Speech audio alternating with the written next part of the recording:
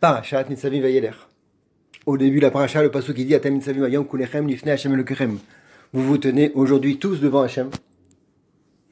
Alors le contexte du pasuk, c'est pour dire que les bénis Israël vont passer une alliance avec Kadosh Baruch Hu avant de rentrer en Eretz Israël. Mais les Chazal, ils nous disent que ce pasuk ici, il fait aussi référence à la période dans laquelle on se trouve, à savoir la veille de Rosh Hashanah, jour du jugement, où tout va être décidé. Preuve en est, c'est que plus loin dans la paracha, le pasuk qui dit Re'e natati lefenecha hayom et hachaim ve'et atov, aujourd'hui va être décidé la vie, le bon, la parnassa, ve'et hamavet ve'et hara, ou l'inverse, le moins bon.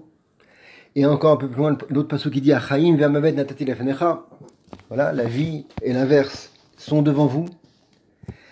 Aberacha ve'aklala, la bénédiction et l'inverse, tout est décidé à ce moment. Mais contrairement au jugement des hommes, le jugement de Baruch Hu est un peu spécial. C'est un cadeau qui nous fait, façon de parler, que c'est nous qui pouvons décider le jugement qu'il va nous faire. Et oui, c'est un grand redouche. Baruch Hu, il nous aime, c'est notre papa.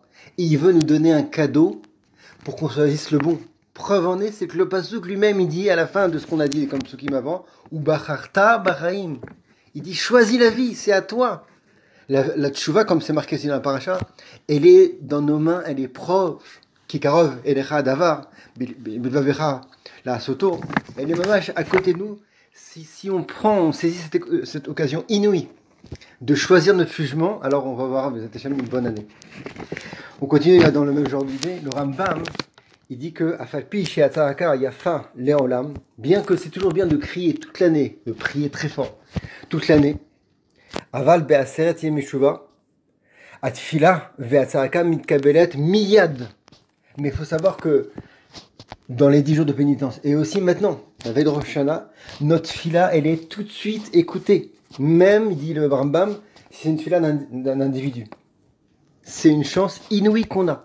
On fait des tfilotes et on peut inverser tout ce qui était prévu avant. On va citer une anecdote.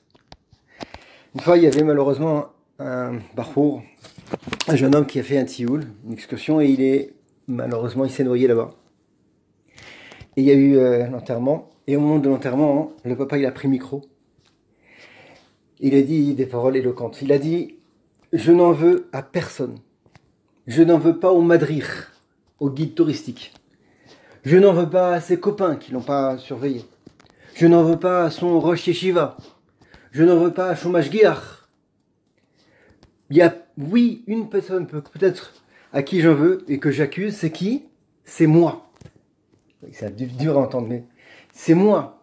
Parce que à Rosh Hashanah, si j'avais prié plus fort, si j'avais fait une plus grosse chouva, peut-être, on ne sait pas hein, les projets à Golbrou, mais peut-être que ce Hassan, cet événement n'aurait pas eu lieu. De là, on voit combien les tfilos sont importants. Ça peut tout changer et c'est dans la main de chacun de le faire. On poursuit dans ce genre d'idée. Le Chazon Ish, une fois, on est parti le voir, on lui a dit, c'est quoi le guéder de la parnassa? On va dire en français, c'est quoi dans quelle mesure faut faire la parnassa, ishtadlout pour la parnassa? Le Chazon Ish, il a répondu une phrase très forte, il a dit, c'est simple, dans l'année ça dure 2 jours. Ces 2 jours, il faut faire une parnassa, une ishtadlout, un effort comme ça très fort pour avoir la parnassa, c'est quoi? C'est les 2 jours de Rosh Hashanah. Pourquoi? Parce que tout est décidé à ce moment-là. On poursuit avec le Shem Shmuel. Le Shem Shmuel, il dit que à Rosh Hashanah, encore une fois, on peut tout changer.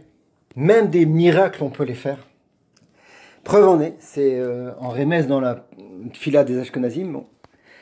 Là-bas, le Midrash, il dit que Léa, Behemet, elle était enceinte non pas de Dina, après avoir eu tous ses garçons, mais elle était enceinte de Yosef. Alors que sa sœur Rachel, elle était enceinte de Dina.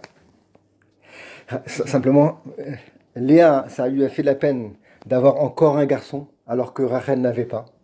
Et que Rachel, du coup, elle va être avec moins d'enfants que les servantes. Donc elle a fait une fila de tout son cœur pour avoir le srout d'inverser le bébé qu'elle avait dans le ventre. Et c'est comme ça que Léa, elle a du coup enfanté non pas Yosef, comme ce qui était prévu à la base, mais Dina. Et Rachel, elle a enfanté Yosef, et pas Dina. Encore une fois, c'est un exemple comment tout peut arriver le jour de Rosh Hashanah, même des missimes aussi proches que cela, aussi forts que cela.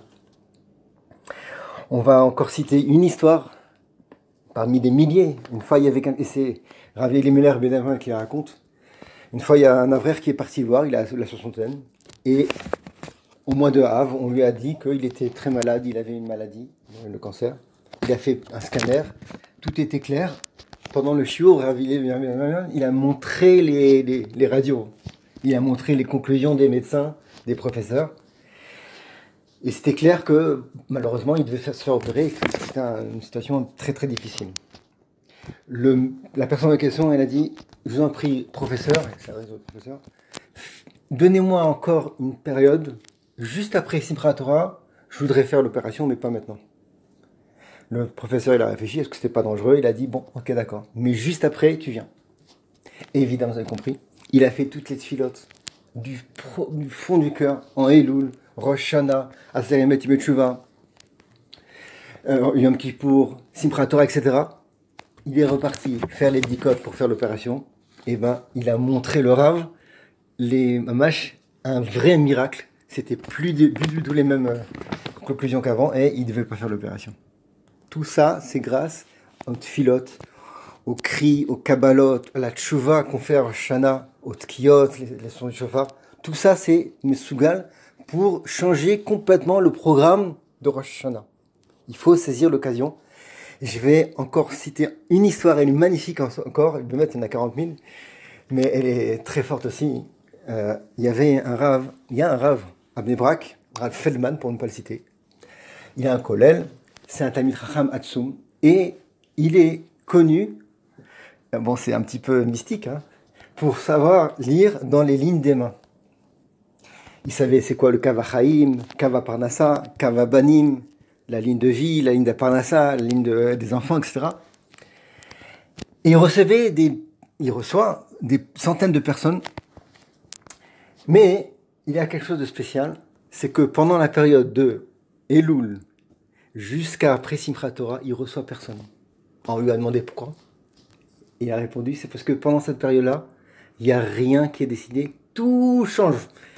Si vous faites, il a poursuivi comme ça, je ne sais pas si ça a été vérifié, mais si vous faites une analyse des méticuleuse, des lignes de la main, vous allez vous apercevoir que c'est pas la même entre avant cette période et après cette période.